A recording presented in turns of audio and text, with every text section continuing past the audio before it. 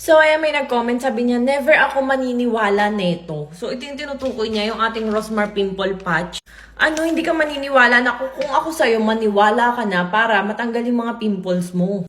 Yes, itong blue, ibabad mo lang to overnight, tapos makikita mo, paghigit mo ng paghigit mo niyan guys, makikita mo ang mga pimples. Yung mga nana, ganun. So, ayan, testing natin, tatanggalin na natin guys. Ayan, super madikit talaga siya.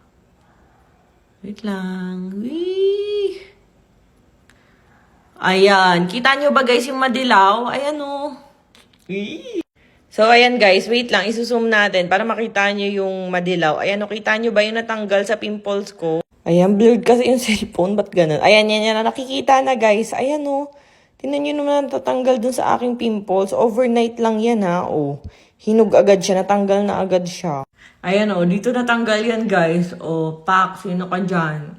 Duda ka pa ba sa ating Rosmar Pimple Patch? And pwede to sa mga bagets, buntis at lactating, lalo na yung mga pinipimples na bulkan-bulkan talaga. Kaya kung makikita nyo guys, wala ako talagang, yung mga umbok-umbok na parang may nana. Kasi nilalagyan ko agad ng Rosmar Pimple Patch. Ito yung panggabi niya. Ito yung malalaki. Ito yung maliliit na pimples nyo. So, ayan guys, 24 patches na siya. Kaya super sulit. Ibababad mo lang siya overnight. Tapos sa umaga naman, itong color pink, ayan, infused with aloe vera hydrocolloid pimple patch for oily and acne-prone skin. Ayun, guys.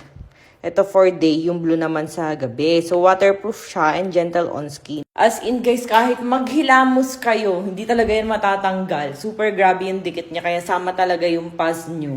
And ito guys, sa umaga, ayan guys, paubos na kasi naglalagay talaga ako. So, ito yung clear or transparent, tas nude naman. So, may malalaki din dito yan guys. Ubos na yung malalaki kasi malalaki yung pimples ko. So, ayan guys, ito is pwede mong takpan ng makeup sa pang umaga and nude color siya and clear para hindi pansinin. And blue naman sa gabi. So, ayan. Pwede niyo siyang bilhin sa Orange Up.